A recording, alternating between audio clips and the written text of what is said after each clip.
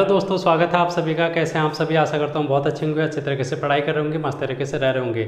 तो होली के बाद आप लोगों का फिर से एक बार स्वागत है। और आज से हम शुरू कर रहे हैं फॉरेस्ट गार्ड के लिए क्रैश कोर्स। तो मैंने आप लोगों से कहा था कि मैं एग्ज़ाम तक आप लोगों के क्रैश कोर्स है जो कि आप लोगों को कराने वाला हूँ। और हम लोगों ने रणनीति को डिसाइड किया था, हम किस तरीके से इस क्रैश कोर्स में अपनी चीज़ों को शामिल करने वाले हैं और आपके एग्ज़ाम के लिए जो इम्पोर्टेंट होने वाली हैं। तो अगर आप लोगों ने वाली वीडियो नहीं देखी होगी तो पहली क्लास आप लोग देख लेना। यहाँ पर हम पहली क्लास से डिस्कस करने वाले हैं। क्रैश कोर्स का डे फर्स्ट है जो कि आज हम डिस्कस करेंगे। जैसे कि मैंने आप लोगों से कहा था कि पर डे मैं आप लोगों को एक सब्जेक्ट कराऊंगा।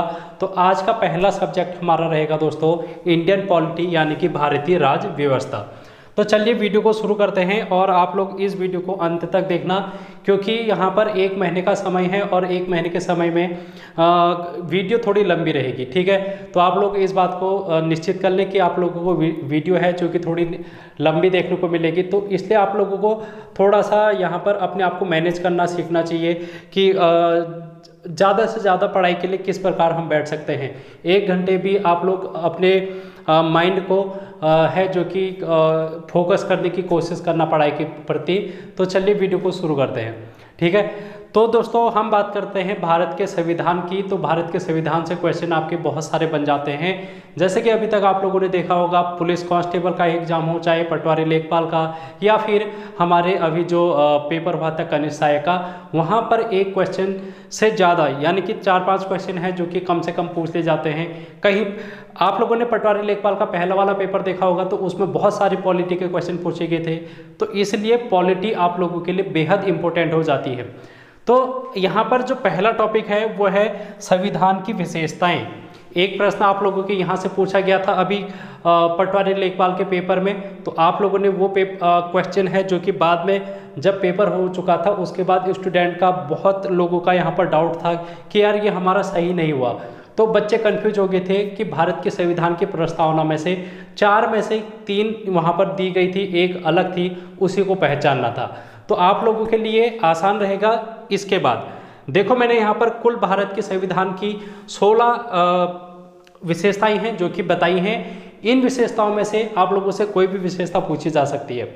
जैसे कि इस क्रैश कोर्स की विशेषता क्या है? इस क्रैश कोर्स की विशेषता है कि ये फॉरेस्ट गार्ड के लिए है, 1 महीने के लिए है, और इसमें आपको जीएस अच्छी कराई जाएगी, आपको हिंदी पढ़ाई जाएगी, आपको रीजनिंग पढ़ाई जाएगी, करंट अफेयर पढ़ाया जाएगा। तो ये क्रैश कोर्स की विशेषताएं हैं। इसी प्रकार आप लोगों की भी कुछ विशेषताएं होंगी। तो इसी प्रकार हमारे देश के संविधान की भी कुछ विशेषताएं हैं। तो उन विशेषताओं में जो भी आप लोगों ने पढ़े होंगे अभी तक, बचपन से आप लोगों ने ये पढ़ा होगा बचपन में कि यार हमारे देश का संविधान है जो कि विश्व का सबसे लंबा लिखित संविधान है, पढ़ा होगा ना। तो यही हमारे देश के संविधान की विशेषता है। एक हम लोग इनको डिटेल में डिस्कस नहीं करेंगे, ये बात आप लोग ध्यान में रखना, क्योंकि अगर हम इसी को डिटेल में डिस्कस करने लग गए तो 1 या 2 वीडियो बन जाएगी इसी पर भारत के संविधान की विशेषताओं को व्याख्या करने में। इसलिए हमारा मुद्दा ये रहेगा कि एग्जाम पॉइंट ऑफ व्यू से किस प्रकार हम सीख सकते हैं। दोस्तों दूसरी विशेषता आप लोगों ने सुनी होगी, भारत के संविधान की विदेशी स्रोत, यानी कि भारत के संविधान में विदेशों से है जो कि बहुत कुछ लिया गया है, अमेरिका, यूएसए, कनाडा। ठीक है, तो ये सारी चीज़ें आप लोगों ने देखी होंगी। और तीसरी विशेषता है कि नम्यता और अनम्यता का समन्वय। ये शब्द ऐसे ही आप लोगों को लिखने हैं, क्योंकि यही शब्द आप लोगों से पूछे जाएंगे। भारत के संविधान की जो भी भारत का संविधान है उसमें जो भी शब्द आप लोगों को देखने को मिलते हैं वो इंडियन पॉलिटी के शब्द होते हैं, उसमें हम तोड़ मरोड़ नहीं कर सकते। इसलिए आप लोगों को इसी तरीके से देखना है, नम्यता और अनम्यता का समन्वय। इसका मतलब यह है, नम्यता मतलब नम्र, और नम्र मतलब लचीला, और अनम्यता का मतलब कठोर। यानी कि भारत का संविधान लचीला है और कठोर, दोनों का मिश्रण है। ठीक है, जैसे अमेरिका का संविधान बहुत कठोर है और इंग्लैंड का संविधान बहुत लचीला है। तो हमारा जो भारत का संविधान है वो दोनों का मिश्रण है। इसलिए यहाँ पर ये लिखा गया है कि नम्यता और अनम्यता का समन्वय, ये हमारे देश के संविधान की विशेषता है। संघीय व्यवस्था की भी हमारे देश के संविधान की व्यवस्था है। जैसे कि हम अनुच्छेद 1 में पढ़ते हैं कि भारत जो है वो राज्यों का संघ है। तो ये बात है जो कि आप लोगों को हमारे देश के संविधान की विशेषता में देखने को मिलती है। संसदीय स्वरूप दोस्तों, हमारे देश में संसद है, जैसे कि आप लोग देख सकते हैं, चाहे राज्य हो चाहे फिर केंद्र हो, तो एक संसदीय स्वरूप है जो कि हमारे देश के संविधान में देखा जाता है। तो ये इसकी क्या है, एक विशेषता है। दोस्तों, हमें भारत के संविधान ने मौलिक अधिकार दे रखे हैं हमारे, तो 6 मौलिक अधिकार आप लोगों को पता होंगे। अभी हम डिस्कस करेंगे धीरे धीरे करके इनको भी। तो मौलिक अधिकार भी हमारे देश के संविधान की क्या है, विशेषता है। तो ये क्या आप लोगों को याद करने की जरूरत है? नहीं है। मौलिक अधिकार याद करने की जरूरत नहीं है। संसद क्या याद करने की जरूरत है? नहीं है। संघ क्या याद करने की जरूरत है? नहीं है। आप लोगों ने बचपन से पढ़ा होगा लिखित संविधान, ये याद करने की जरूरत नहीं है। विदेशी स्रोत, ये हम सभी को पता है कि विदेशों से लिए गए हैं, तो ये याद करने वाली चीज़ नहीं है। बस आप लोगों को पता नहीं होता कि ये क्या विशेषताएं हैं या फिर नहीं है। तो अगली विशेषता देखो, मौलिक कर्तव्य। हमारे जितने भी कर्तव्य हैं, 11 मूल कर्तव्य, तो वो हमारे देश के संविधान की क्या है, विशेषताएं हैं। अगला देखो, नीति निर्देशक तत्व। नीति निर्देशक तत्व की अगर हम बात करें, ये भी हमारे देश के संविधान की क्या है दोस्तों, विशेषताएं हैं। अब देखो, मताधिकार, वयस्क मताधिकार, हम सभी को वोट देने का अधिकार है। लोकतंत्र की सबसे बड़ी शक्ति क्या है, वयस्क मताधिकार। तो ये हमारे देश के संविधान की क्या है, विशेषता है दोस्तों। अगली अगर हम बात करेंगे तो एकल नागरिकता, 10वीं विशेषता देखो, एकल नागरिकता, यानी कि हमारे देश में एक ही नागरिकता है जो कि हर किसी भारतीय को दी गई है। यहाँ पर 2 नागरिकता का प्रावधान नहीं है, जैसे अमेरिका में 2 नागरिकताएं दी जाती हैं, लेकिन भारत में सिर्फ 1 नागरिकता है। अनुच्छेद 370 के तहत जम्मू कश्मीर की अलग से नागरिकता हुआ करती थी, लेकिन 2019 के बाद वहाँ की नागरिकता को भी 370 के खत्म होने के बाद वहाँ पर भी एकल नागरिकता का प्रावधान अब लागू कर दिया गया है। तो ये बात भी आप लोगों को ध्यान में रखनी है कि भारत के संविधान की क्या है, ये विशेषता है। दोस्तों, एकीकृत और स्वतंत्र न्यायपालिका हमारे देश के संविधान की विशेषता है, यानी कि हमारे देश में एक न्यायालय है जो कि सर्वोच्च है और ये क्या करेगा, हमारे मौलिक अधिकारों की रक्षा करेगा। तो ये भी हमारे देश के संविधान की क्या है दोस्तों, विशेषता है। तो ये क्या याद करने की जरूरत है? नहीं है। नागरिकता याद नहीं करना है, मताधिकार याद नहीं करना है, सर्वोच्च न्यायालय हमारे देश का न्यायपालिका, ये याद करने की जरूरत है ही नहीं। तो आप लोगों को सिर्फ समझना है, बस याद नहीं करना है। त्रिस्तरीय सरकार, ये हमारे देश के संविधान की विशेषता है। जैसे कि हम लोग पंचायती राज में देखते हैं त्रिस्तरीय व्यवस्था, तो ये हमारे देश के संविधान की क्या है, विशेषता है। आपातकालीन प्रावधान, हमारे देश में जब भी कोई राष्ट्रीय आपातकाल लगता है, वित्तीय आपातकाल, या फिर हम लोग देखते हैं कि उत्तराखंड में 2016 की बात करेंगे तो यहाँ पर राष्ट्रपति शासन लगा था, तो ये आपातकालीन प्रावधान हैं जो कि लगाए जाते हैं। तो ये भी हमारे देश के संविधान की क्या है दोस्तों, विशेषताएं हैं।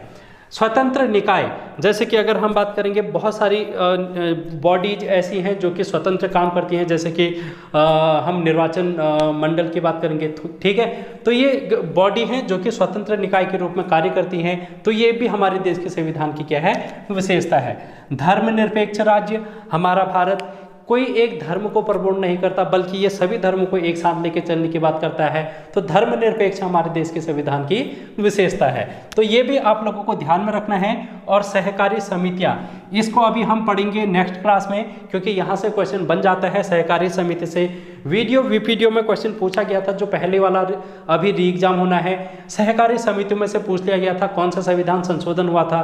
तो ये चीज़ें हम पढ़ेंगे अभी आने वाली क्लास में। फिलहाल आप लोग इतना समझे कि यहाँ से क्वेश्चन किस प्रकार से पूछा गया है। पटवारी लेखपाल में क्या क्वेश्चन पूछा गया था कि हमें यहाँ पर ये बताना था कि मौलिक कर्तव्य, एक ऑप्शन दे दिया गया था, एक ऑप्शन यहाँ पर एकीकृत और स्वतंत्र न्यायपालिका का दे दिया गया था, और एक यहाँ पर दे दिया गया था दोस्तों, 2 ऑप्शन ये हो गए। एक ये दिया गया था हाँ, ये संघीय व्यवस्था। तो 3 ऑप्शन आप लोगों के सामने थे, एक चौथा ऑप्शन इनमें से नहीं था, तो आप लोगों को उस चौथे ऑप्शन को बताना था। तो यहाँ पर बच्चे कंफ्यूज कर गए थे, लेकिन अब आप लोग कंफ्यूज मत करना। तो आप लोग इसको नोट डाउन कर लें। आई होप आप लोग समझ गए होंगे। तो इसके बाद हम चलते हैं थोड़ा आगे की ओर और अपने कारवां को आगे को बढ़ाते हैं। तो आप लोग इस बात को नोट डाउन कर लें यहाँ पर। अब हम थोड़ा आगे की ओर बढ़ेंगे दोस्तों। अगर हम भारत के संविधान की बात करें तो इसको किस तरीके से विभाजित किया गया है देखना। इसमें कुल भाग की अगर हम बात करेंगे तो इसमें 12 भाग हैं दोस्तों, ठीक है। कितने भाग हैं? 22 भाग हैं और 12 अनुसूचियां हैं इसमें, और अनुच्छेद की अगर हम बात करेंगे तो 395 अनुच्छेद इसमें हमारे देश के संविधान में निहित है दोस्तों। ठीक है, अब हम बात करेंगे आज की क्लास में, आप लोग हेडिंग डाल दें कि भारत के संविधान के महत्वपूर्ण अनुच्छेद। हम लोग अनुच्छेद देखेंगे, अब एक एक करके सारे अनुच्छेद हैं जो कि हम लोग करने वाले हैं। तो अनुच्छेद आज की ये हेडिंग रहेगी अब, और इसमें हम 1 से लेकर 395 अनुच्छेद के कारवा को आगे को बढ़ाएंगे। आज देखो इस क्लास में देखो कितना हो पाता है, तो उसके बाद हम सेकेंड क्लास में इसको आगे को बढ़ाएंगे। आप लोगों के लिए जीएस को मजबूत करने के लिए अंतिम 50 दिनों का महासंग्राम भी मैंने आप लोगों को करा रखा है। 50 दिन की पूरी जीएस आप लोगों को पढ़ा रखी है, तो आप लोग उस क्लास को भी देखना, वहाँ से भी आप लोगों को फायदा मिलेगा। रीजनिंग की क्लास भी मैंने आप लोगों को करा रखी है, तो रीजनिंग की 25 क्लास है लगभग, आप लोग उनको भी देखना, वहाँ से फ़ायदा मिलेगा। और इसके साथ ही आप लोग बिनसर ईयर बुक भी देखेंगे, वहाँ से भी आप लोगों के क्वेश्चन पूछे जा रहे हैं। मैंने प्लेलिस्ट बना रखी है, प्लेलिस्ट में आप लोग जा सकते हैं। हिंदी की अलग से प्लेलिस्ट बना रखी है, तो हिंदी भी आप लोग देखना। ठीक है, तो ये सारी क्लास आप लोगों ने देखनी है। ये तो हमारा क्रैश कोर्स है, जिसमें हम लोग एक कंपाइल कोर्स है, जो कि जिसमें हम हर एक सब्जेक्ट की बात करते हैं। तो ये तो आप लोगों के लिए इम्पोर्टेंट होने ही वाला है दोस्तों। अब हम बात करते हैं अनुच्छेद 1 की। अभी आप लोगों के हाल फिलहाल में परसों ही ये क्वेश्चन पूछ लिया गया है आप लोगों से कि अनुच्छेद 1 क्या कहता है।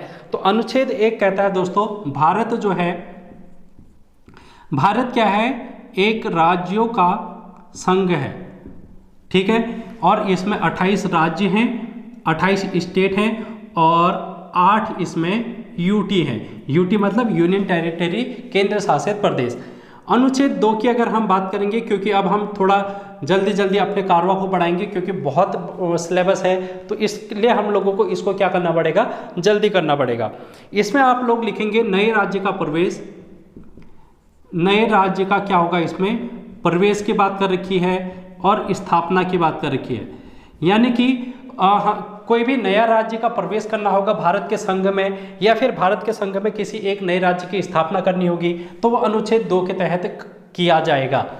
अनुच्छेद 3 की अगर हम बात करेंगे दोस्तों, तो 3 में आप लोग लिखेंगे, यहाँ पर क्या है, यहाँ पर है राज्यों के नाम परिवर्तन का, नाम हो गया, क्षेत्र हो गया और सीमा हो गया, इनका परिवर्तन की बात कर रखी है। जैसे कि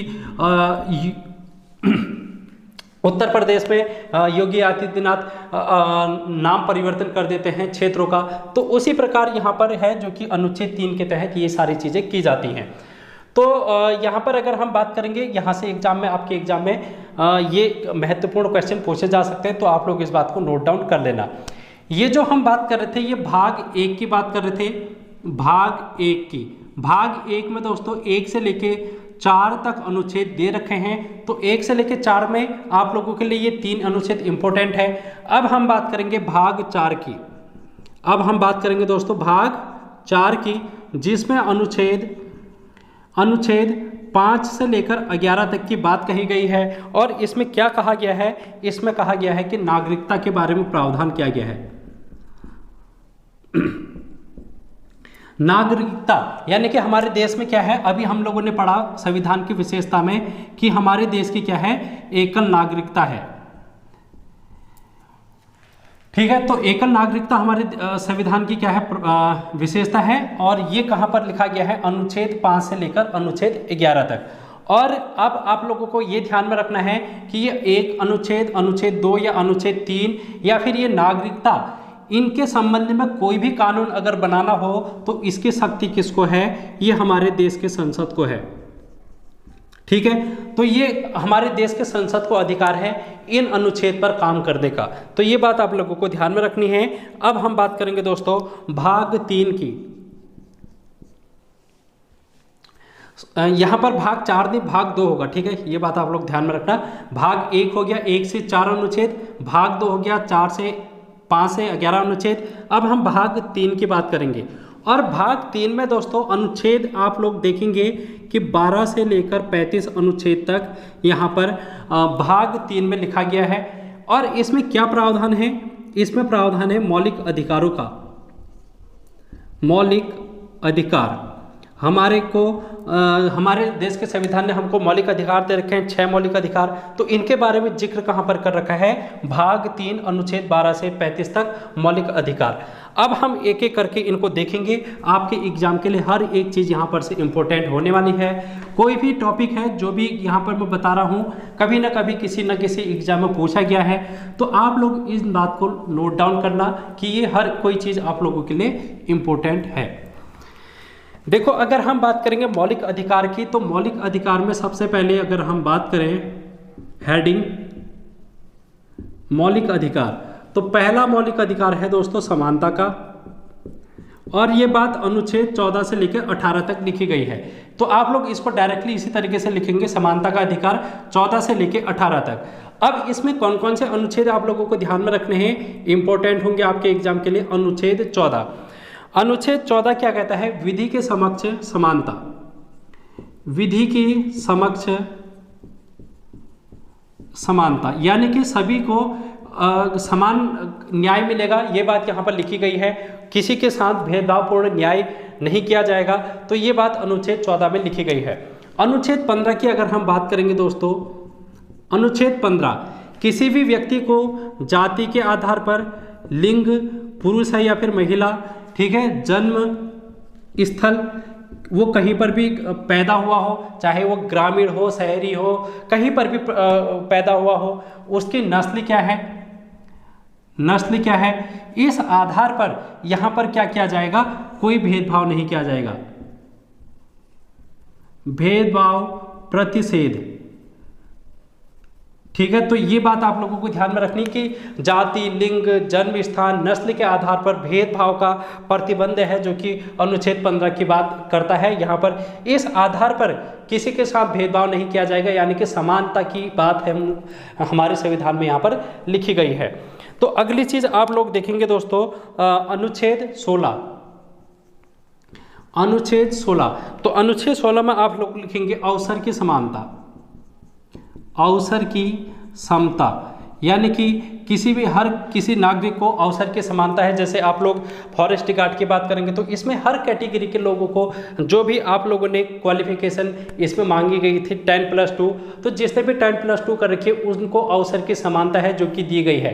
किसी के साथ भी भेदभाव नहीं किया जाएगा। ये नहीं कहा जाएगा कि यार तू ये व्यक्ति है जो कि फॉरेस्ट गार्ड के लिए एप्लीकेबल नहीं हो सकता, जो कि 10+2 का होगा, ठीक है। यानी कि इसमें अवसर की समानता हर किसी व्यक्ति के लिए है, ये बात लिखी गई है। अनुच्छेद 17 इंपॉर्टेंट है, आप लोगों के एग्जाम में बहुत बार पूछा जाता है, अस्पृश्यता का अंत। तो इसमें इसके बाद छुआछूत की बात कही गई है कि इस आधार पर कोई भी भेदभाव नहीं किया जाएगा, यानी कि समानता है, जो कि यहाँ पर हम लोगों को देखने को मिली है। दोस्तों, अगर 18 की बात करें, अनुच्छेद 18 की, तो अनुच्छेद 18 में आप लोग लिखेंगे उपाधियों का अंत, उपाधियों का अंत। आप लोग इतिहास में पढ़ते होंगे कि पहले के पुराने ज़माने कोई भी राजा होता था, कोई न कोई उपाधि धारण कर लेता था, कोई भी व्यक्ति होता था वो अपनी उपाधि धारण कर लेता था। ऐसा यहाँ पर हमारे देश के संविधान में कोई प्रावधान नहीं है, लेकिन अब यहाँ पर अभी वर्तमान में जो हमारे संविधान में लिखा गया है, सेना और विधि, विधि मतलब कानून, तो इनमें उपाधियाँ होंगी। जैसे सेना में अगर हम बात करेंगे, कर्नल की बात करते हैं, लेफ्टिनेंट जनरल की बात हम करते हैं, तो ये क्या है, उपाधियाँ हैं। जैसे अगर हम विधि की बात करेंगे तो इसमें भी उपाधियाँ हैं जो कि हम लोगों को देखने को मिलती हैं। लेकिन अन्य कोई उपाधियाँ जो भी कोई व्यक्ति अपने आप धारण कर लेता है, वो कोई उपाधियाँ यहाँ पर उनका अंत कर दिया जाएगा, ये बात यहाँ पर लिखी गई है।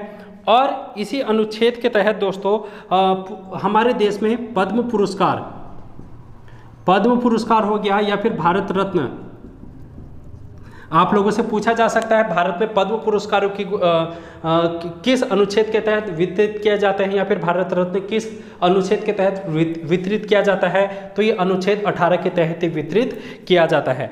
तो ये था हमारे ये मौलिक अधिकारों में समानता का अधिकार 14 से 18। अब आप लोग लिखेंगे समानता का अधिकार के बाद स्वतंत्रता का अधिकार। स्वतंत्रता के अधिकार में क्या क्या चीज़ें पूछी जा सकती है, मैं आप लोगों को समझाने की कोशिश करूंगा, ये आपके एग्जाम के लिए इंपॉर्टेंट होगा दोस्तों। दूसरा अधिकार है स्वतंत्रता का अधिकार। ठीक है, तो ये 19 से 22 अनुच्छेद तक आप लोगों को देखने को मिलेगा। सबसे पहली बात तो ये है 19 से 22 तक। अब इसमें एक अनुच्छेद है अनुच्छेद 19, अनुच्छेद 19, और इस अनुच्छेद में 6 प्रकार की स्वतंत्रता दे रखी है, 6 प्रकार की स्वतंत्रता। अब 6 प्रकार की स्वतंत्रता में देखो, सबसे पहले आप लोगों को 19 का ए देखने को मिलेगा, 19 का 1, तो आप लोग इसी तरीके से इसमें लिख सकते हैं 19 का 1, 19 का 2, 19 का 3, 19 का 4, 19 का 5, 19 का 6। ठीक है, तो ये बात आप लोगों को ध्यान में रखनी है।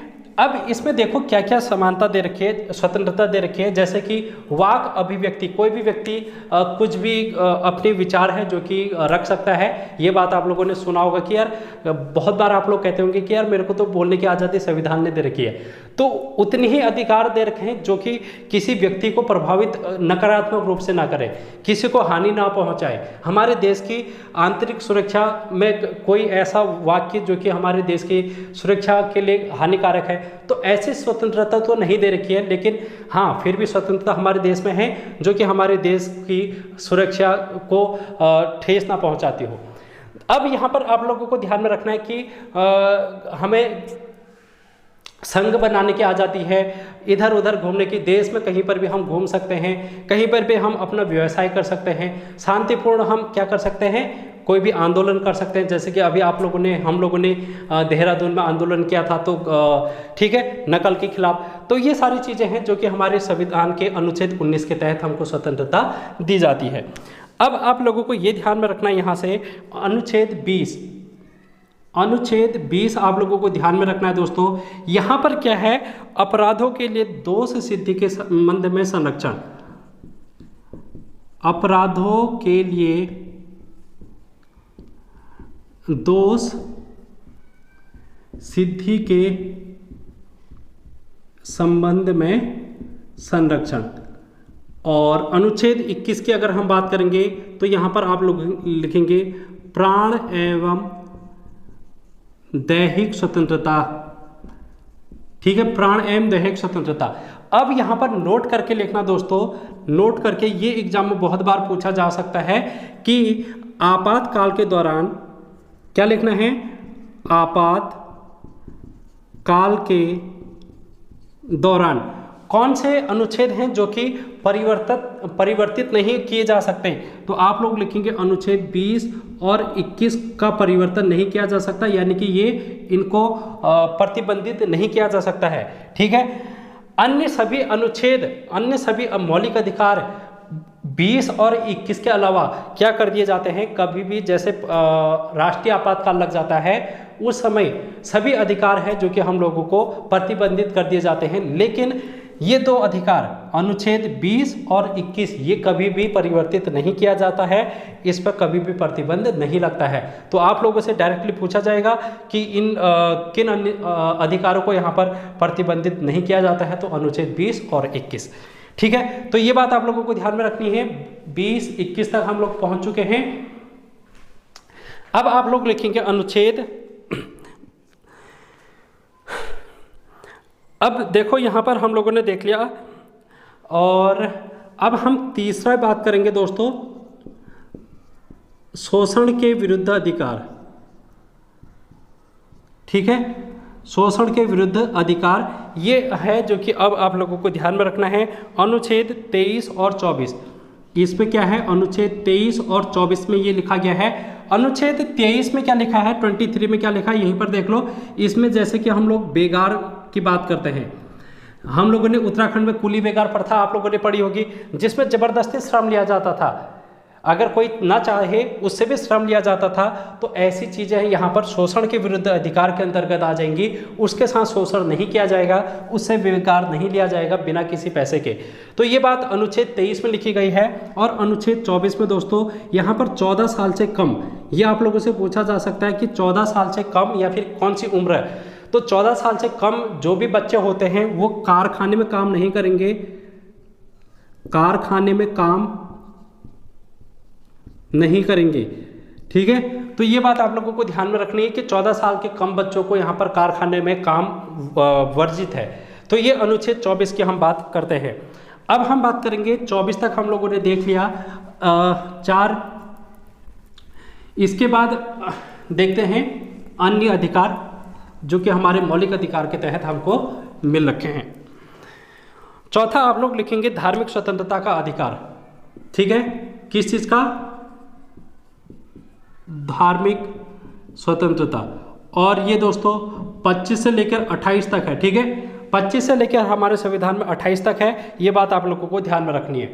5वां संस्कृति और शिक्षा संबंधी अधिकार। ठीक है, संस्कृति और शिक्षा का अधिकार है जो कि यहाँ पर हम लोगों को देखने को मिलेगा अनुच्छेद 29 से लेकर अनुच्छेद 30 तक।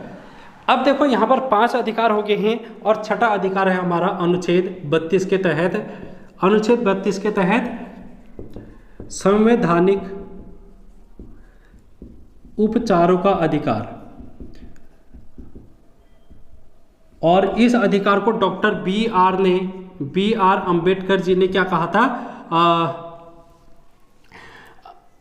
भारतीय संविधान की आत्मा कहा था। ठीक है, तो संविधान की आत्मा,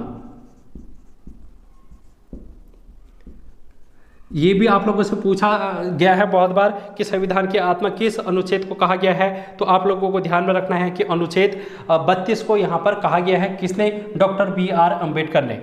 अब एक चीज़ और ध्यान में रखनी है कि ये अनुच्छेद 32 के तहत हम लोग क्या कर सकते हैं? सुप्रीम कोर्ट जा सकते हैं। अगर किसी के भी अधिकारों का हनन होता है, ये सभी अधिकारों का अगर हनन होता है, किसी के साथ दुर्व्यवहार होता है जिससे उसके अधिकार छीने जा सकते हैं, तो इसके खिलाफ हम लोग कहाँ जा सकते हैं? सुप्रीम कोर्ट जा सकते हैं अनुच्छेद 32 के तहत। और सुप्रीम कोर्ट क्या करेगी? हमारे संविधान, ये मौलिक अधिकारों का रक्षा करेगी। तो इसको हम कहते हैं मौलिक अधिकारों की रक्षक। आप लोगों से पूछा जा सकता है कि हमारे मौलिक अधिकारों का रक्षक कौन है? तो संसद, राष्ट्रपति, प्रधानमंत्री या फिर सुप्रीम कोर्ट, ऐसे हमारे पास ऑप्शन देखने को मिलेगा। तो सुप्रीम कोर्ट है जो कि हमारे मौलिक अधिकारों की रक्षक होती है। यहाँ पर जो ये सुप्रीम कोर्ट है वो क्या करती है? 5 प्रकार की रिट है जो कि जारी करती है। और 5 प्रकार की रिट में सबसे पहले बंदी प्रत्यक्षीकरण। आप लोगों से पूछा जा सकता है कि इनमें से कौन सा एक रिट का, याचिका का प्रकार नहीं है, तो आप लोग इनको देख लेना। 5 प्रकार की रिट बंदी प्रत्यक्षीकरण है। दूसरा है परम आदेश। तीसरा है प्रतिषेध लेख। चौथा है उत्प्रेषण। और 5वां है दोस्तों अधिकार प्रक्षालेख। तो ये 5 प्रकार की रिट है जो कि सुप्रीम कोर्ट के द्वारा जारी की जाती है, याचिका इसको हम लोग बोलते हैं। अब एक प्रश्न यहाँ से पूछा जाता है, ये तो हमारे मौलिक अधिकार समाप्त हो चुके हैं, यहाँ से क्या क्वेश्चन पूछा गया है? अभी एक आप लोगों के अभी कनिष्ठ सहायक में कि कौन सा अधिकार है जो हमारे देश के नागरिक और विदेशी नागरिक दोनों को प्राप्त है। तो अभी हम लोगों ने देखा अनुच्छेद 15 देखा ना, अनुच्छेद 16 भी देखा, अनुच्छेद 19 देखा और अनुच्छेद 29 भी देखा, अनुच्छेद 30 भी देखा। तो ये सभी अधिकार हैं 15 के तहत जो भी अधिकार दिया जाता है, 16 के तहत, जिसमें 15 में हम लोगों ने देखा था जाति, लिंग, स्थान के आधार पर भेदभाव नहीं किया जाएगा। समानता, यहाँ पर हम लोगों ने ये देखा था कि अवसर की समानता। यहाँ पर हम लोगों ने स्वतंत्रता का अधिकार देखा था, प्रेस की स्वतंत्रता, वाक अभिव्यक्ति की स्वतंत्रता। और 29 और 30 में दोस्तों हम लोगों ने शिक्षा और संस्कृति संबंधी अधिकार देखा था। तो ये सभी अधिकार हैं जो कि भारत और विदेशी लोगों को प्राप्त हैं। इसके अलावा जितने भी अधिकार हम लोगों को 12 से लेके 35 तक देखने को मिलते हैं, ये किसी विदेशी को प्राप्त नहीं है इन 5 के अलावा। तो ये 5 अधिकार हैं जो कि दोनों को प्राप्त हैं। ये बात आप लोगों को ध्यान में रखनी है। यहीं से क्वेश्चन अभी पूछ लिया गया था। ऑप्शन में आप लोगों को शोषण के विरुद्ध अधिकार दिया गया था, जो कि ऑप्शन यहाँ पर राइट आंसर हो जाता। तो आई होप आप लोगों को ये मौलिक अधिकार कंफर्म हो चुके होंगे और यहाँ से अब जो भी प्रश्न बनेगा आप लोग कर ले जाएंगे। तो बढ़ेंगे नेक्स्ट थोड़ा सा और आगे की ओर। आई होप आप लोगों को क्लास समझ में आ रही होगी, और समझ में आ रही है तो आप लोग इसको क्या करें, ज़्यादा से ज़्यादा लोगों तक शेयर करने की कोशिश करना, और बढ़िया तरीके से आप लोग इसकी तैयारी कर सकते हैं। और करंट अफेयर आप लोग जरूर देखना, डेली करंट अफेयर मैं आप लोगों को करा रहा हूं, तो करंट अफेयर भी आप लोगों के एग्जाम के लिए इंपॉर्टेंट रहेगी। दोस्तों वीडियो थोड़ी लंबी बनेगी यार, लेकिन आप लोग मैनेज कर लेना, क्योंकि एक महीने में आप लोगों ने फॉरेस्ट गार्ड की तैयारी करनी है और सिलेक्शन लेना है। अगर सिलेक्शन लेना है तो बैठना पड़ेगा, और आप लोग पानी वानी लेके साथ में बैठा करो, और जब भी ऐसा कुछ लगता है कि यार थोड़ा सा समझ में नहीं आ रहा, तो पानी वानी पी के आराम से फिर से वीडियो को पॉज करके आप लोग देख सकते हैं, लेकिन उठना नहीं है जब तक ख़त्म ना हो जाए, ठीक है, क्योंकि पढ़ना है सिलेक्शन होने के लिए। तो आप लोगों को ये ध्यान में रखना है कि जो भी चीज़ यहाँ पर पढ़ाई जा रही है वो आपके एग्जाम के लिए बेहद इंपॉर्टेंट होने वाली है। तो अब हम नेक्स्ट टॉपिक में चलेंगे यहाँ पर। अब देखो नेक्स्ट टॉपिक क्या है दोस्तों, हम लोगों ने अधिकार तो देख लिए, अब हम देखते हैं भाग 3 हम लोगों ने देख लिया था। भाग 4 की अगर हम बात करें, भाग 4 में क्या लिखा गया है, इसमें नीति निर्देशक सिद्धांत है जो कि हम लोगों को दे रखे हैं। नीति निर्देशक सिद्धांत की यहाँ पर बात की गई है। अब ये अनुच्छेद की अगर हम बात करेंगे, अनुच्छेद की, तो अनुच्छेद दोस्तों यहाँ पर 36 से लेकर 51 अनुच्छेद तक, 36 से लेकर अनुच्छेद 51 तक है, जो कि नीति निर्देशक सिद्धांत के बारे में बात करता है। यहाँ पर कुछ महत्वपूर्ण अनुच्छेद है जो कि आप लोगों से बहुत बार पूछे जाते हैं, जिनमें अनुच्छेद 40 है। अनुच्छेद 40 क्या कहता है कि जो पंचायतें हैं, पंचायतों का गठन की बात ये करता है, ठीक है। और अनुच्छेद 44 आप लोगों से पूछा जाता है, तो ये क्या कहता है, समान नागरिक संहिता। अब आप लोगों से पूछा जाएगा कि किस राज्य में समान नागरिक संहिता अभी तक लागू है, तो गोवा है। अभी उत्तराखंड में ये चीज़ें चल रही हैं समान नागरिक संहिता वाली, तो इसके लिए एक कमेटी का गठन कर रखा है, कमेटी का गठन, तो रंजना देसाई उसकी अध्यक्ष कर रही हैं उत्तराखंड में। तो ये करंट अफेयर का टॉपिक आप लोगों का बन गया कि रंजना देसाई उत्तराखंड में समान नागरिक संहिता के संबंध में जो भी सिफारिशें की जा रही हैं उसकी ये क्या कर रही हैं, अध्यक्षता कर रही हैं। तो उसके बाद ये हमारे राज्य में भी लागू हो जाएगा, तो ये बात आप लोगों को ध्यान में रखनी है, समान नागरिक संहिता अनुच्छेद 44। उसके बाद अनुच्छेद 50 आप लोगों को ध्यान में रखना है। अनुच्छेद 50 क्या कहता है, कार्यपालिका और न्यायपालिका का, कार्यपालिका एवं न्यायपालिका का पृथक्करण, ठीक है। तो ये बात अनुच्छेद 50 में लिखी गई है। तो इतनी बात है जो कि आपको नीति निर्देशक सिद्धांतों से ध्यान में रखनी है, ये अनुच्छेद आप लोगों से पूछे जाते हैं। दोस्तों अब हम बात करेंगे भाग 4 क की। अभी तक हम लोगों ने भाग 4 देखा, अब हम देखेंगे भाग 4 क, और इसमें क्या बात लिखी गई है, इसमें हमारे मूल कर्तव्य की बात कही गई है, मूल कर्तव्य की बात कही गई है। और अनुच्छेद आप लोगों को ध्यान में रखना है, अनुच्छेद 51 क है, और ये बात है जो कि मूल कर्तव्य हमारे संविधान में लिखित नहीं थे। जिस समय हमारे देश का संविधान बना उस समय संविधान में लिखित नहीं थे, ये बाद में ऐड किए गए। और जब बाद में ऐड किए गए तो इसमें एक समिति बैठी थी, एक कमेटी बैठी थी, जिसकी सिफारिश पर इस मूल कर्तव्य की बात कही गई थी, और उस समिति का नाम था सरदार स्वर्ण सिंह समिति।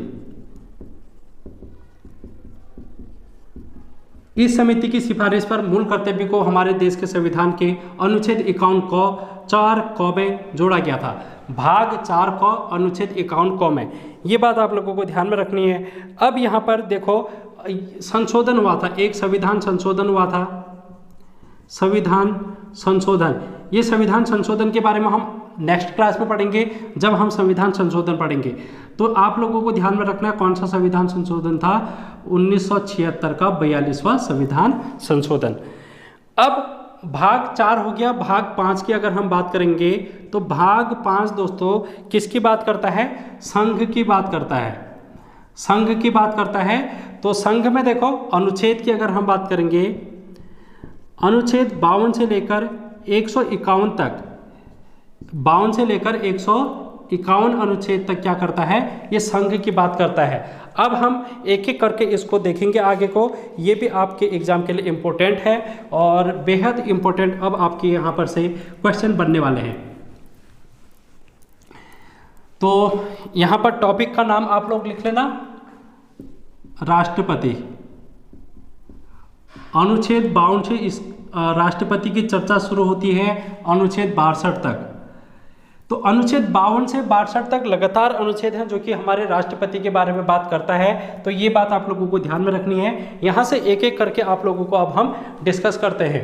अनुच्छेद 52 की बात करेंगे दोस्तों, तो अनुच्छेद 52 में क्या लिखा गया है, यहाँ पर ये लिखा गया है कि जो राष्ट्रपति होगा वो संवैधानिक प्रधान होगा।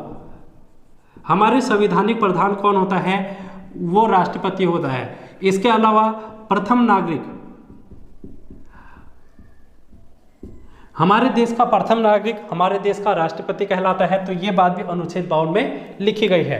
अनुच्छेद 53 में क्या लिखा गया है, अनुच्छेद 53 में लिखा गया है कि जो भारत की संघ है, भारत के संघ की कार्यपालिका शक्ति, हमारे देश के जो भारत की संघ की कार्यपालिका शक्ति है वो राष्ट्रपति में निहित होती है। ये बात भी आप लोगों को ध्यान में रखनी है, ठीक है।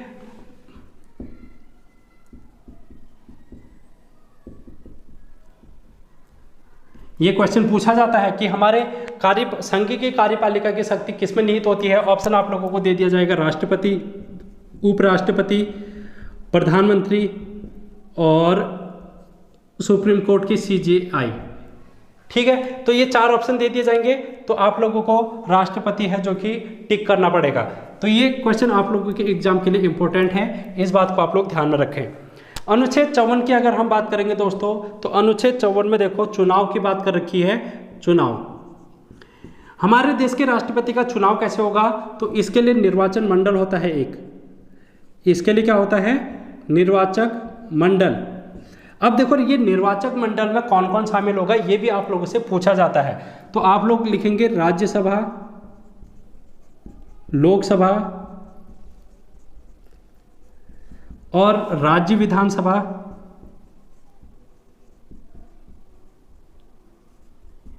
यहां के जो भी मेंबर होंगे, राज्यसभा के सदस्य, लोकसभा के निर्वाचित सदस्य और राज्य विधानसभा के, यहां पर तो आते हैं MP और यहाँ पर आते हैं MLA। ये लोग क्या करेंगे, राष्ट्रपति के निर्वाचक मंडल में शामिल होंगे। इनके अलावा और कौन होगा निर्वाचक मंडल में, ये भी आप लोगों से पूछा जाता है कि यूनियन टेरिटरी से, क्योंकि यहाँ पर सभी राज्य हैं, 28 राज्य आ गए। 28 राज्य के जो भी MLA हैं वो हमारे निर्वाचक मंडल में शामिल हो गए, है ना। लेकिन यूनियन टेरिटरी अगर हम बात करेंगे केंद्र शासित प्रदेश की दोस्तों, तो यहाँ पर 2 ऐसे केंद्र शासित प्रदेश हैं, एक है दिल्ली और एक है पुदुचेरी।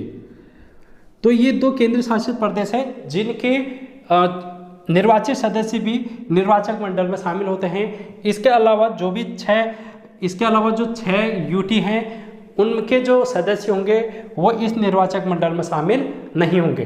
तो आप लोगों से पूछा जा सकता है कि निम्न में से किस केंद्र शासित प्रदेश के सदस्य निर्वाचक मंडल में राष्ट्रपति के शामिल होते हैं। तो 2 ऑप्शन ये होंगे, एक कोई अन्य होगा, तो आप लोगों को बताना होगा। तो इस प्रकार के प्रश्न यहाँ से बन सकते हैं, इंपॉर्टेंट आप लोगों के लिए रहेगा। और यहाँ पर आप लोगों को ये देखने को मिल रहा है कि राज्य विधानसभा तो आप लोगों ने देखा, लेकिन राज्य विधान परिषद तो इसके सदस्य हैं जो कि इस मंडल में शामिल नहीं होते। ये भी आप लोगों से पूछा जाता है बहुत बार। यहाँ पर राज्यसभा, लोकसभा, राज्य विधानसभा और विधान परिषद 4 ऑप्शन दे दिए जाएंगे। कहा जाएगा कि निर्वाचक मंडल में कौन शामिल नहीं होता है, तो आप कहेंगे विधान परिषद, ठीक है। तो आई होप इतनी बात आप लोगों को राष्ट्रपति के चुनाव से समझ में आई होगी। अब हम बात करेंगे अनुच्छेद 55 की। इतना आप लोगों ने नोट डाउन कर लिया होगा, इंपॉर्टेंट आप लोगों के लिए रहेगा। अनुच्छेद 55 की अगर हम बात करेंगे, 55, तो ये चुनाव की पद्धति कैसी होगी दोस्तों, ठीक है। ये चुनाव की पद्धति कैसी होगी, तो आप लोग लिखेंगे एकल संक्रमणीय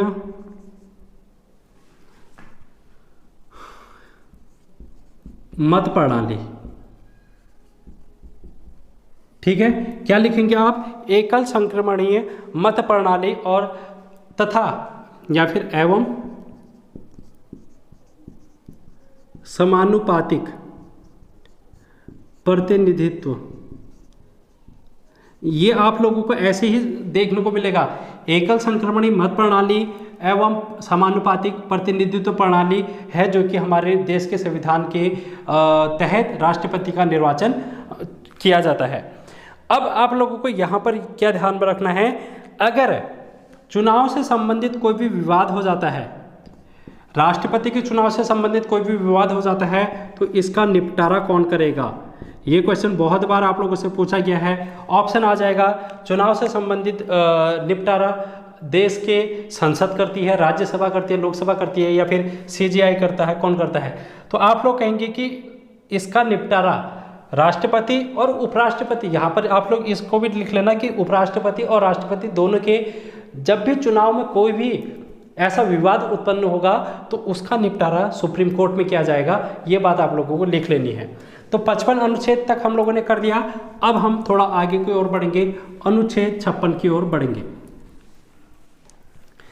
अनुच्छेद 56 की ओर बढ़ेंगे क्योंकि क्रैश कोर्स है, तो आप लोगों के लिए थोड़ा सा ये जल्दी जल्दी मैं आप लोगों को करा रहा हूँ, जिसमें मैं कम समझाने की कोशिश कर रहा हूँ, ज़्यादा आप लोगों को यहाँ पर ये देने की कोशिश कर रहा हूँ कि यार कुछ चीज़ें हैं जो कि आपके एग्जाम के लिए मिल जाए। पदावधि, पद की अवधि दोस्तों 5 साल की होती है, ये बात आप लोगों को पता होगी, ठीक है। अनुच्छेद 56, 57 में पुनर्निर्वाचन, यानी कि दोबारा चुनाव, राष्ट्रपति का यहाँ पर दोबारा चुनाव किया जा सकता है, ठीक है। तो ये बात आप लोगों को ध्यान में रखनी है। अनुच्छेद 58, अनुच्छेद 58 दोस्तों इंपॉर्टेंट है, योग्यता के बारे में बात करता है। योग्यता, हमारे देश के संविधान के जो तहत राष्ट्रपति हैं उनकी क्या योग्यता होगी। तो पहली बात है कि भारत के नागरिक होने चाहिए, भारत की नागरिकता उनको होनी चाहिए, 35 वर्ष की आयु पूरी होनी चाहिए, 35 वर्ष की आयु पूर्ण इन्होंने की होनी चाहिए, ये बात आप लोगों को ध्यान में रखनी है। उसके अलावा लाभ का पद पर नहीं होना चाहिए, ठीक है, लाभ के पद पर नहीं होने चाहिए। और लोकसभा के सदस्य निर्वाचित किए जाने, लोकसभा के सदस्य की योग्यता इनके पास होनी चाहिए। तो ये योग्यताएं हैं जो कि आप लोगों को ध्यान में रखनी है राष्ट्रपति की, ठीक है। तो ये 35 वर्ष वाला पूछा जाता है आप लोगों से। 35 वर्ष की आयु पूर्ण, जो मैंने लिखा है वही आप लोगों ने देखना है कि 35 वर्ष इनको पूरा होना चाहिए, ठीक है।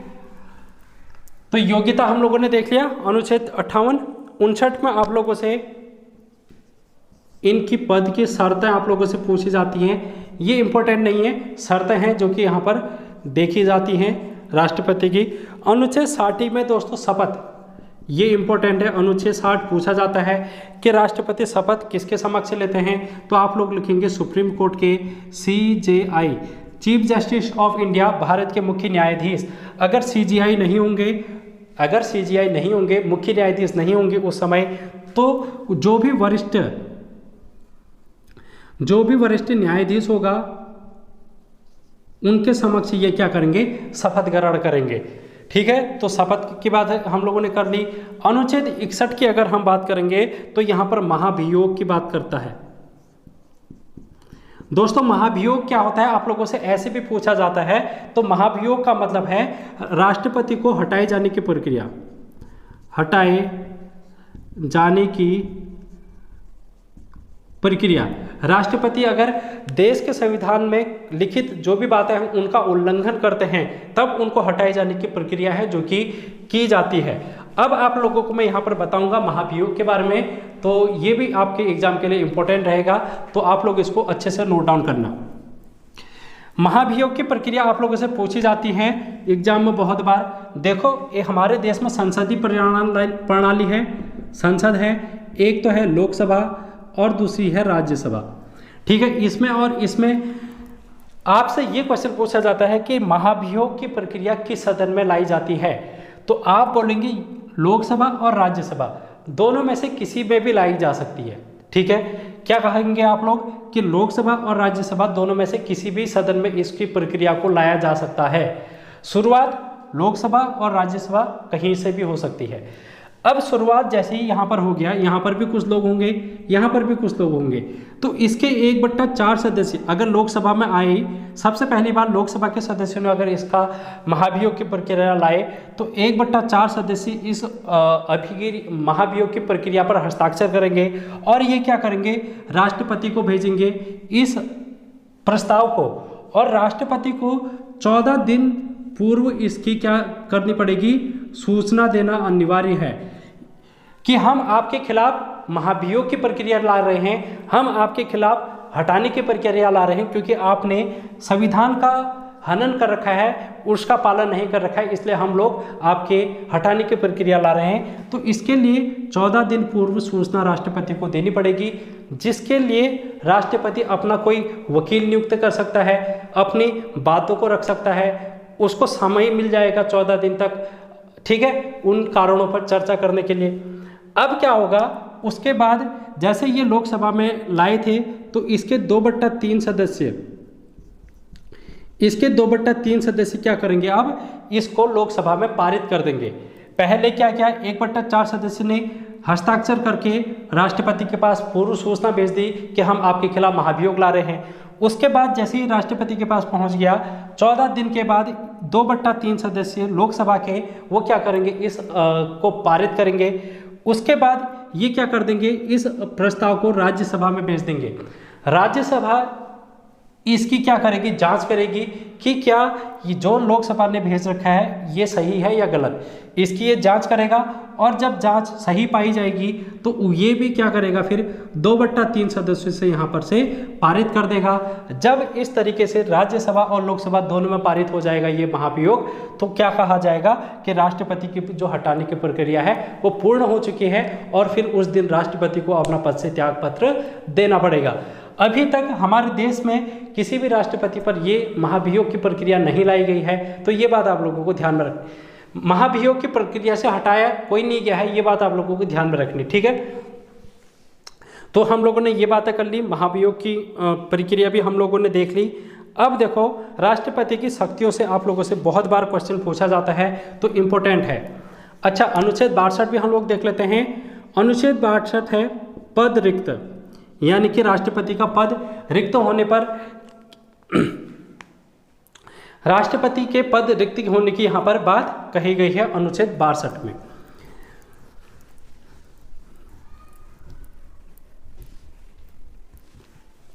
ये सारी चीज़ें आप लोगों से पूछी जाती हैं दोस्तों, इनमें से एक भी ऐसी चीज़ नहीं है जो कि आप लोगों के एग्जाम के लिए मतलब काम की ना हो, ठीक है। तो इस बात को आप लोग नोट डाउन करना कि ये सभी चीज़ें हैं जो कि आप लोगों के एग्जाम के लिए इम्पोर्टेंट है।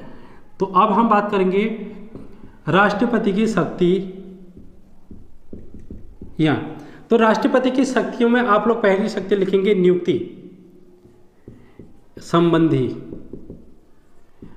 जैसे कि हमको पता है कि राष्ट्रपति नियुक्तियां करता है, किस किस से नियुक्ति करता है, ये आप लोगों से पूछा जाता है। सबसे पहले आप लोग लिखेंगे प्रधानमंत्री की, और प्रधानमंत्री की सलाह पर मंत्रिपरिषद की, ठीक है। मंत्रिपरिषद की ये क्या करेगा, नियुक्ति करेगा। हमारे देश के जो सुप्रीम कोर्ट है और हाई कोर्ट है, यहाँ के जो जस्टिस हैं यानी कि जज हैं, यानी कि यहाँ के जो मुख्य न्यायाधीश हैं और न्यायाधीश हैं, इनकी नियुक्ति कौन करेगा, राष्ट्रपति करेगा। और इसके अलावा CAG कैग की नियुक्ति करेगा, ये बात भी आप लोगों को ध्यान में रखनी है। हमारे राज्यों के गवर्नर की नियुक्ति करेगा। और इसके अलावा जो चुनाव आयुक्त होता है दोस्तों, चुनाव आयुक्त होता है, मुख्य निर्वाचन आयुक्त, उसकी नियुक्ति भी राष्ट्रपति के द्वारा की जाती है। यूपीएससी के जो अध्यक्ष होते हैं उनकी नियुक्ति ये करते हैं, ये बात भी आप लोगों को ध्यान में रखनी है। महान्यायवादी अटॉर्नी जनरल ऑफ इंडिया की ये नियुक्ति करते हैं। इसके अलावा आप लोगों को वित्त आयोग के अध्यक्ष की ये नियुक्ति करते हैं, ठीक है। और भाषा आयोग हो गया, या फिर पिछड़ा वर्ग आयोग हो गया, इन सभी के अध्यक्षों की नियुक्ति कौन करते हैं? हमारे देश के राष्ट्रपति करते हैं। तो ये क्वेश्चन बहुत बार पूछा जाता है। महान्यायवादी की नियुक्ति किसके द्वारा की जाती है? CJI के द्वारा की जाती है, या फिर प्रधानमंत्री के द्वारा, या राष्ट्रपति के द्वारा, या संसद के द्वारा? ऐसे ऑप्शन बना के आप लोगों से पूछा जाता है। तो आप लोगों को ध्यान में रखना है कि राष्ट्रपति की शक्तियों में ये निहित है। नियुक्ति संबंधी हम लोगों ने देख लिया। आई होप आप लोगों ने नोट डाउन कर लिया होगा इतना। अब देखें हम दूसरी शक्ति राष्ट्रपति की कौन सी है। तो विधायी शक्ति भी आप लोगों से बहुत बार पूछी जाती है। विधायी शक्ति, इसमें दोस्तों जैसे संसद है, संसद में सत्र आहूत किए जाते हैं। जैसे ग्रीष्मकालीन सत्र है, शीतकालीन सत्र है। जैसे आप लोग पार्लियामेंट में, संसद में बहस देखते होंगे, तो उसमें ये क्या करते हैं, सत्राहूत करते हैं और सत्रावहान करते हैं। ठीक है, सत्र आहूत करते हैं यानी कि सत्र को शुरू करते हैं और सत्र को ये समाप्त करते हैं, और लोकसभा को ये भंग करने की शक्ति इनके पास है। लोकसभा भंग, आप लोगों से पूछा जाता है कि लोकसभा को भंग करने की शक्ति किसके पास है? तो राष्ट्रपति के पास है। ठीक है, राष्ट्रपति मंत्रिपरिषद की सलाह पर लोकसभा को भंग कर सकती है, लेकिन ये कभी भी राज्यसभा को भंग नहीं करता है। ठीक है, तो राज्यसभा को कोई भी भंग नहीं कर सकता, ये बात भी आप लोगों को ध्यान में रखनी है। लोकसभा जिसको राष्ट्रपति भंग करेगा। इसके अलावा आप लोग यहां पर देखेंगे संयुक्त बैठक। संयुक्त बैठक का मतलब है लोकसभा और राज्यसभा अगर दोनों एक साथ बैठ गई किसी भी बिल पर बात करने के लिए, तो इस बैठक की ये क्या करेंगे? अध्यक्षता करेंगे। अध्यक्षता नहीं, इस बैठक में ये क्या करेंगे? अभिभाषण करेंगे। अभिभाषण करेंगे ये। ठीक है, और ये संयुक्त बैठक की बात किस अनुच्छेद में लिखी गई है, ये आप लोगों से बहुत बार पूछा जाता है। तो ये 108 अनुच्छेद के तहत संयुक्त अधिवेशन की प्रक्रिया की जाती है। ठीक है, संयुक्त बैठक अनुच्छेद 108। ये थी राष्ट्रपति की विधायी शक्ति। अब देखो राष्ट्रपति की पूर्वानुमति अनिवार्य।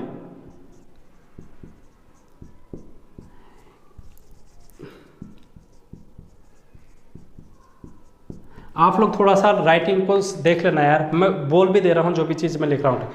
राष्ट्रपति की पूर्वानुमति मिलना अनिवार्य है। जैसे अभी हम बात करेंगे, घर में पेरेंट्स होते हैं, अपने बच्चों से क्या करते हैं, जब तक मैं आपसे ये ना कह दूं कि ये काम नहीं करेंगे तो आप लोग काम नहीं करेंगे, अपने बच्चों से पेरेंट्स कहते हैं। यानी कि बच्चों को कोई भी काम करने के लिए अपने पेरेंट्स की अनुमति लेना अनिवार्य है। तो ऐसा यहाँ पर भी है।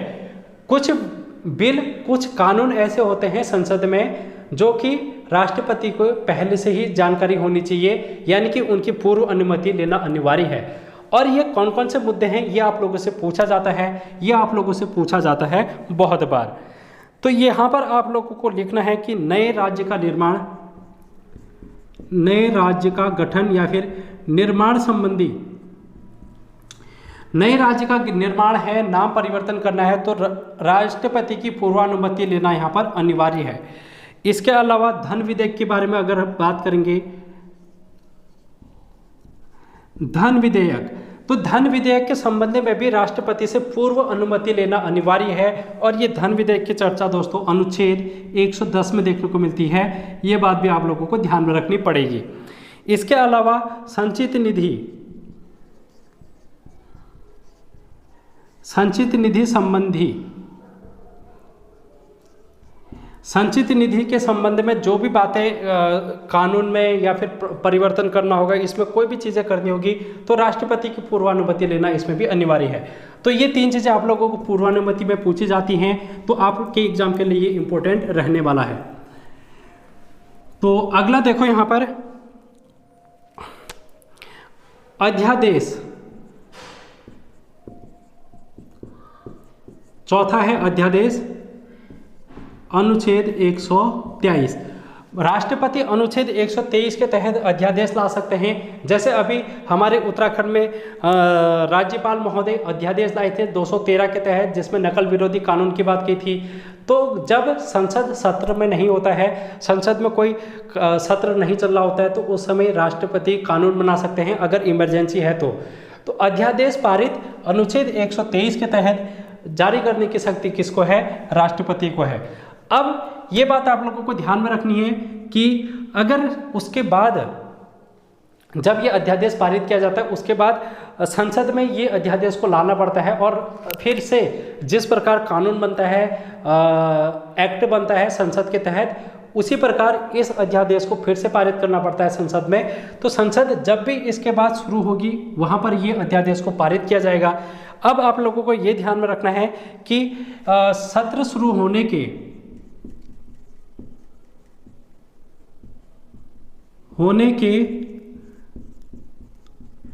6 सप्ताह तक प्रभावी, यानी कि ये जो अध्यादेश है वो 6 सप्ताह तक प्रभावी रहेगा। संसद के सत्र शुरू होने के 6 सप्ताह तक ये क्या होगा? प्रभावी होगा। तो अध्यादेश हम लोगों ने पढ़ लिया। अब आप लोग देखना क्षमादान की शक्ति। क्या देखेंगे आप? क्षमादान की शक्ति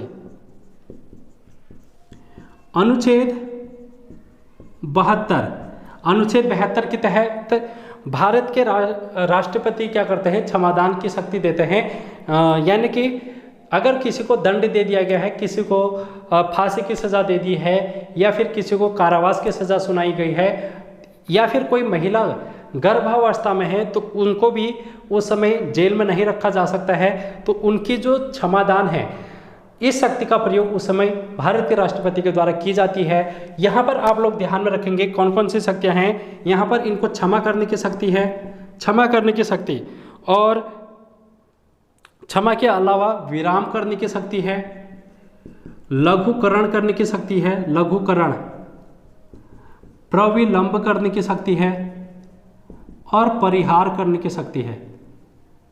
ठीक है, तो ये बात आप लोगों को ध्यान में रखनी है। इतनी शक्तियां यहाँ पर क्षमादान के तहत राष्ट्रपति को दी जाती हैं।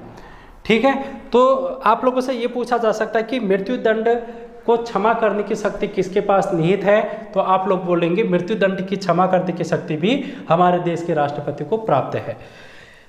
इसके बाद आप लोगों से पूछा जाएगा छठा, आपातकालीन शक्ति।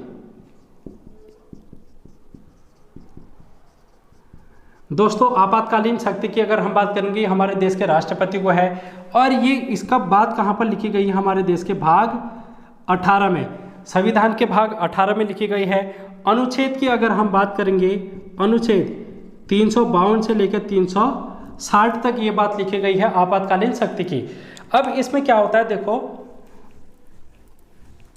अनुच्छेद 352 से 360 तक राष्ट्रपति की आपातकालीन शक्तियों के बारे में बात करता है।